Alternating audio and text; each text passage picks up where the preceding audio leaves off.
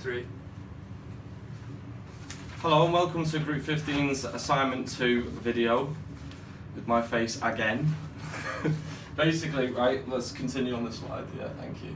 We're going to be going through the introduction again, and the database design again, and the server hardware consideration and the summary, but with an addition for the Assignment 2.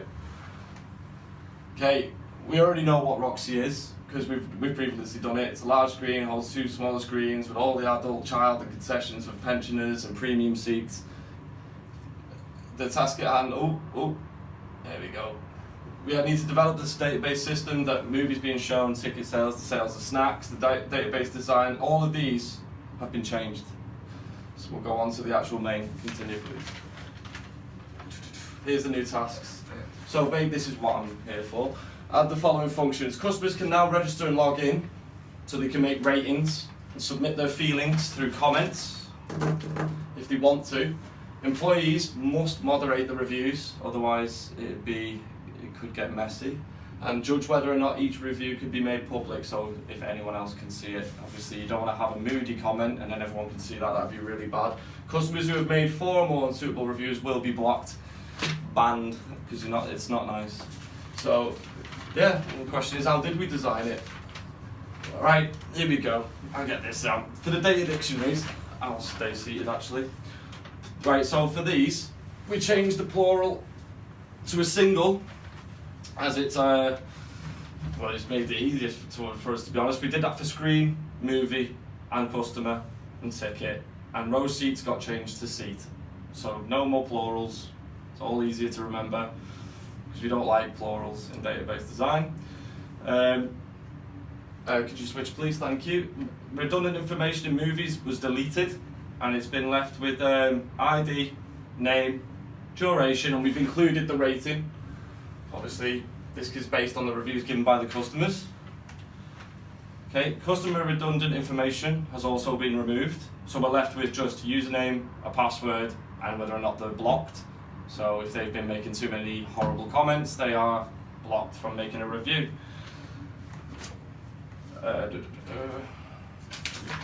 Ticket. Customers don't need to log in to buy their tickets, so customer ID is no longer a foreign key. Type and price were replaced with price ID, and it's because it saves room on the database, so that makes sense. Price is a new table to solve the redundancy issue. Instead of storing the price of each ticket type, we store the relevant information and assign a price ID. As you can see, it's lovely. To represent each kind of ticket. Data type of price is set to decimal because obviously children tickets in the premium would be halfway, so 7.5. It makes sense to make that a decimal. So that's what we did. Employee, yeah, here we go. Employee is a new table as well. It's included new. Designed for new requirements, since employees need to check the reviews of the customers to make them public or not. As we've already mentioned, you need that as a review.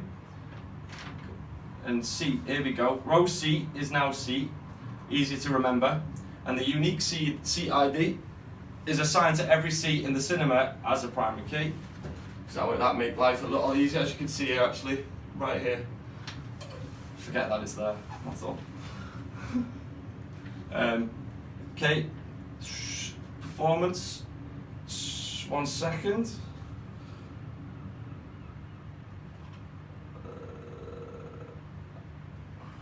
Can you skip that one please, because I ain't got anything written for that. Seat reserved, there we go.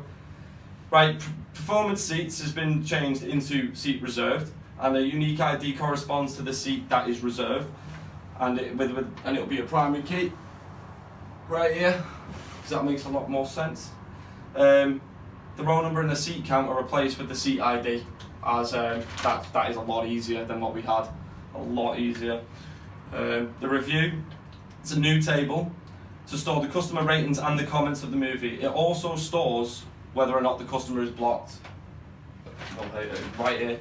So if it's suitable, moderated, basically it's really good. The snack didn't get changed, I don't believe.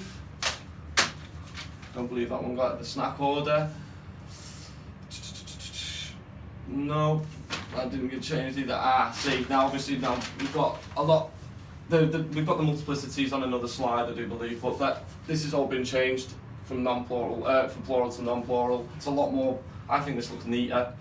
I don't know about you guys, but that looks not a lot neater. No foreign keys, all primary. Smiley faces. Let's go on to the next one. Okay, there we go. Exactly what I wanted. The relationships in between. So from one to many, one to one. The seat, movie, multiplicity shown as one to one for the performance. You've got eyes, but we'll keep going. Movie includes not can't even say it. 0 to 1 review, and it keeps going. Vice versa and vice versa. So it has shown includes, has gives, has refers to. Possibly being the main one actually. Sorry, continue. Right. So this was the original. This is the original one. So determine how many seats are available for particular performance. The new table, seat reserved. We can search to the result in the seat reserved table. First, we determine the performance ID as a certain value. Then the number of rows in such condition will be the number of seats reserved for a particular performance. In performance, we can retrieve the seat screen ID and know the corresponding screen capacity. The number of available seats is screen capacity subtracted by the number of reserved seats. It's pretty straightforward. Okay, the number of showings of a particular movie. The results can be obtained in the performance table. We can set a movie ID as the same number, and the row number in such condition will be the number of showings of a particular movie. In terms of the number of people who watched it, we can set the performance ID in the table as seat reserved as the same number, and the row in such condition will be the number of people who have watched a certain performance. For a total number of people who have watched a certain movie, we can first obtain all the performance IDs for a movie, and then add up the numbers of people in each performance using aforementioned method. How lovely is this? Can't wait to get to the new bit. For the start and end time, determine the start and end time of a movie. For the start and end time of a certain movie, we just look at the start time. So we calculate the rest from the start time and in the table performance and add up the duration to obtain the end time. It's kind of straightforward, really. You don't really need, it's not rocket science. Calculate the weekly income. The weekly income is composed of 2 parts, snack and tickets. We've already done this. The order date in the snack order using a made date and ticket. In the case of snack, we can confirm the quantity sold within a week with regard to each snack ID. By multiplying the snack price and the quantity, believe it or not, we can work out the weekly income of snacks that have been eaten by everybody. In the case of the tickets, we simply add up the ticket price within a week. Magic. And after all, we can add up the income of snack and tickets in a week to come up with a weekly income. Money. Ratings of each movie. Here we go. New stuff. New. Okay, each customer can give his or her rating and corresponding description of every movie. Thankfully, because people like to voice their opinions as outspoken as they can be. The final rating of each certain movie will be the average of all the ratings. So all ratings, people were saying yes, 4, 5, 6, all of it added up, and we come up with an average of the ratings by the customers, and it will be stored in the table review, the new one. Reviews of each movie. The customers can obviously give corresponding description of each movie, if they like them or not, based on their experiences. The descriptions given will be stored in the table review again. The employees can log into the database system, see through all the descriptions and changes in state. For each customer ID, there could be more than one movie ID and vice versa. I hope that makes sense to you guys. If we want to know whether a customer should be blocked or not, we can just search for the customer ID whose suitable row has 4 or more naughty claims, let's say. Okay, we're going to go through the hardware considerations, the general specifications, with a nice big table to show the specifications and the detailed side of the specifications. Okay, so we've got basically everything's the same apart from the hardwares. We've got 2. I don't know if you can see that from there, but there's 2 new hardwares with only 1 terabyte. Not, I think it was 3 last time. We got 2 1 terabyte. Does that make sense? 2 1 terabyte. There you go. Just to clarify. So all this you've already seen. The database server will be used as a cinema database system. The server will be connected via the internet. All cinema information and customer ticket information will be stored in the database server. The manufacturer of the proposed equipment must be reputable and globally recognized manufacturer of a microcomputer hardware. All of our software will be genuine software, because we're not liars. And the regular plan is to update backup once a month. So every month we create a backup. And backup will be stored in another 1 terabyte hard drive, hence the 2 1 terabyte hard drives. We need the separate one for obviously spare, for in case the other one goes down, which would be awful. Yeah. Okay, the detailed specifications, the details why we chose it in our report. We also consider that the database server will install an operating system, install managed software, generate log files, and add new data files to store backup. There we go. Thus we chose 2 terabyte hard drive. This is enough for all the database system. Hardware name and price were collected from obviously Amazon. Thank you, Amazon. Thank you very much, Amazon. And I believe this is the summary. So we'll continue from the summary. Split the task into 3 main categories. We did this a long time ago. From the categories, and also subcategories will emerge, performance tables, etc.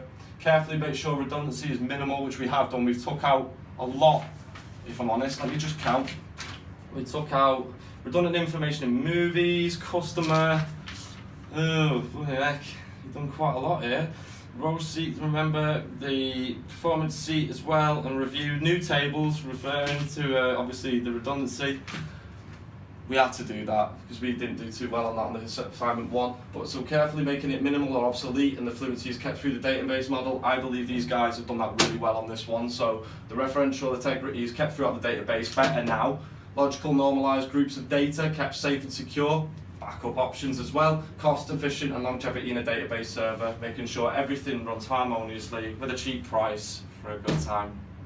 So I believe we are done in here. So thank you for listening to us, Phil, and your associate. I do not know your name, I can't remember it, but I hope you enjoyed it. Thank you.